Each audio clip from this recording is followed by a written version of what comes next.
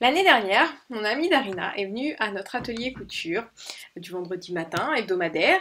Elle venait tout juste de commencer la couture et elle me demande si c'est possible de faire un calendrier de l'Avent.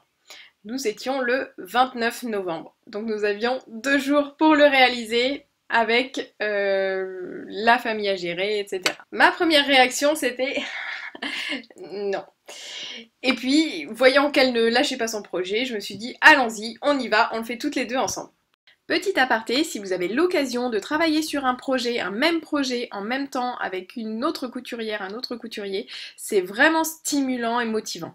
Et nous avons réussi, je vous montre dans cette vidéo le mode opératoire qu'on a utilisé, qui est express, donc il a ses avantages et ses inconvénients, on en parle à la fin de cette vidéo. Alors, préparation du projet, vous l'aurez compris, c'est le plus long, puisqu'après coudre les poches, en fait ça va être long mais ça va pas être bien compliqué.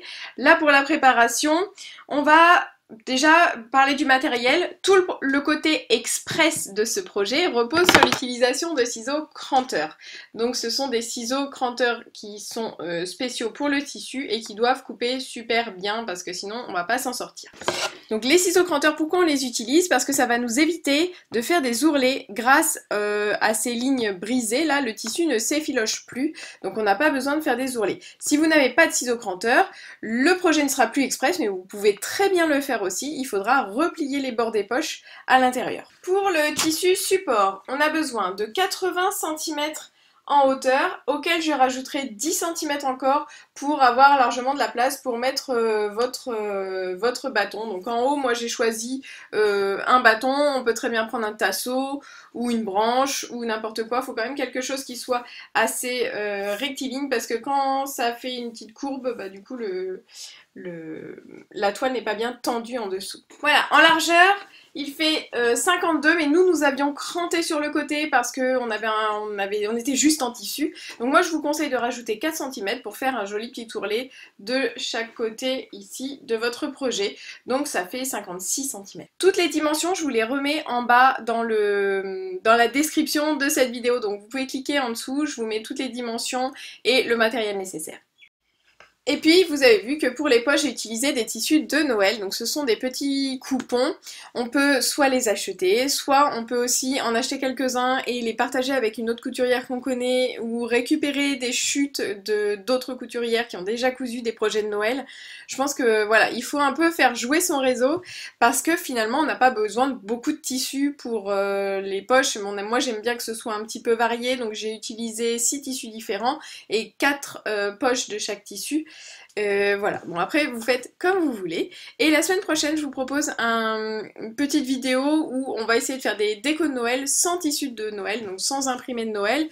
Comment allier les tissus, les galons pour arriver quand même à faire de jolis projets en déco de Noël. Donc pour ne pas rater la prochaine vidéo, abonnez-vous à la chaîne et vous pouvez aussi vous inscrire à la lettre du Club Couture de Charlène. Je vous enverrai la vidéo directement dans votre boîte mail, c'est dans la description de cette vidéo. Et un calendrier de l'Avent ne serait pas un calendrier de l'Avent si nous n'avions pas les nombres de 1 à 24 qui représentent les jours à attendre d'ici Noël. Et pour les tracer sur le textile, on a plusieurs solutions. Donc soit on peut prendre de la feutrine, découper nos chiffres dans la feutrine et les coudre. Ou alors, méthode plus rapide, puisque là on est sur une méthode très express, on va utiliser de la peinture 3D pour textile. Ça, on les trouve dans les magasins de loisirs créatifs, mais on les trouve aussi en ligne ces temps-ci. Et on va commencer tout de suite à découper nos poches pour mettre sur notre calendrier. Donc on va découper 24 poches. Pour que ce soit plus rapide, on va se faire un gabarit. Donc là, les poches, elles font 11 cm par 11 cm. Donc on va se faire un petit gabarit et puis on va tracer directement sur notre tissu. Pour gagner encore plus de temps, on peut plier notre tissu en deux, épingler et découper 2 carrés d'un seul coup. Ça nous en fera que 12 à découper. Je ne conseille pas vraiment de mettre plus d'épaisseur, à moins que votre tissu soit vraiment reste bien en place, parce qu'après on risque d'avoir des décalages et des carrés qui ne sont plus vraiment très carrés. Rappel, pour tracer, je mets mon tissu l'envers vers moi, comme ça les traces de stylo ne se verront pas sur l'endroit.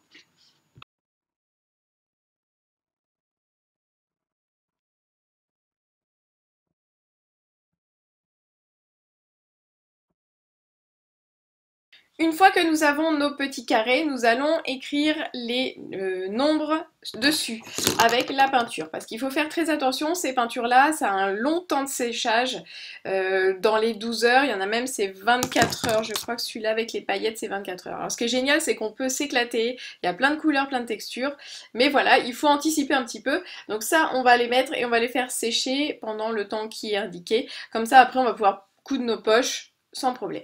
Étape suivante, donc pendant que ça sèche, on va pouvoir préparer notre grand support, le tissu qui est support. Donc pour ça, on fait un petit ourlet de chaque côté, donc gauche, en bas, droite et en haut, on va faire un grand ourlet qui va nous permettre de pouvoir passer une barre à l'intérieur. Donc il faut que vous sachiez quelle barre vous allez utiliser parce qu'elle déterminera la taille de ce grand ourlet que vous allez faire en haut. Les côtés gauche, droite et en bas vont être faits d'un seul coup. Et pour faire former les coins de manière très propre, vous pouvez regarder le tuto que j'ai fait sur les serviettes de table. Donc c'est exactement le même principe qu'on va utiliser pour faire les coins. Je vous mets le lien en haut de cet écran.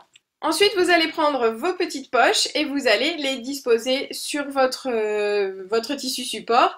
Vous allez les épingler. Et puis, donc là, il faut varier les couleurs, vous faites plaisir. De toute manière, on a écrit les nombres sur les poches, mais tout va être un petit peu mélangé. Et c'est ça un petit peu la magie du calendrier de l'Avent. Même si moi, je l'ai fait je l'ai fait dans l'ordre et finalement, je me suis dit, bah en fait, c'est pas très fun. On fait 6 lignes de 4 poches. On va épingler proprement chaque poche et ensuite on va pouvoir passer à la couture. Mode opératoire pour chaque poche. Je tiens les fils au démarrage. Ma couture va se voir donc je veux que ce soit propre.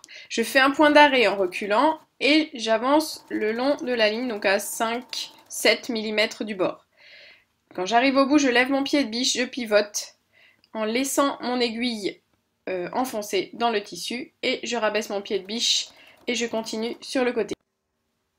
Arrivé au deuxième coin, je fais exactement la même chose, je pivote, je rabaisse mon pied de biche et je continue à coudre le long du côté qui reste.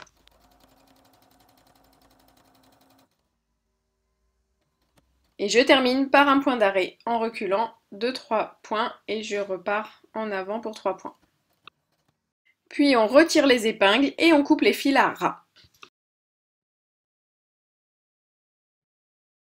Toujours pour rester dans le express, moi j'ai gardé la même couleur de fil pour toutes les poches, une couleur qui était dominante sur un petit peu partout. Après vous pouvez changer si vous voulez, vous faites toutes les poches qui ont un fond blanc en blanc, celles qui sont rouges en rouge. Voilà, si on veut être un petit peu carré, on fait quelque chose comme ça. Si on veut être un petit peu express, on fait tout en blanc, mais ça reste harmonieux parce que le blanc est très présent dans le projet. Par contre, ça implique que la couture va se voir et qu'il va falloir coudre droit. Là, pour ça aussi, j'ai une vidéo qui vous donne quelques astuces pour coudre droit. C'est en haut de cet écran également. Une fois que c'est terminé, on passe notre barre dans la coulisse en haut, on accroche une ficelle de chaque côté et on peut suspendre ainsi notre calendrier au mur. On arrive au bout de ce projet. Alors quels sont les avantages? Évidemment, c'est que c'est un projet super express. Quels sont les inconvénients? Le problème des ciseaux cranteurs, c'est qu'à force de frotter, en fait, au bout d'un moment, ça peut quand même s'effilocher. En tout cas, le rendu des bords est moins net. Voilà, alors moi personnellement ça ne me gêne pas du tout. Ce calendrier il est sorti une fois par an, finalement quand il est sur le mur personne ne le tripote sans arrêt, en fait on va juste chercher dans les petites poches une fois par an. Donc finalement, je pense que ce calendrier va nous tenir un certain nombre d'années. Maintenant, si vous voulez qu'il vous dure vraiment 30 ans ou 50 ans, vous pouvez faire des poches qui sont plaquées, c'est-à-dire qu'on va retourner les bords de tous les côtés avant de coudre. Donc dans ce cas-là, il faudra prévoir 1 cm de plus sur le gabarit pour avoir des poches relativement grandes pour qu'on puisse y glisser quelque chose. Le problème c'est que là, si on réduit, on va vraiment avoir des toutes petites poches. On pourrait se dire, bah, c'était pas beaucoup plus long de faire comme ça en repliant les bords.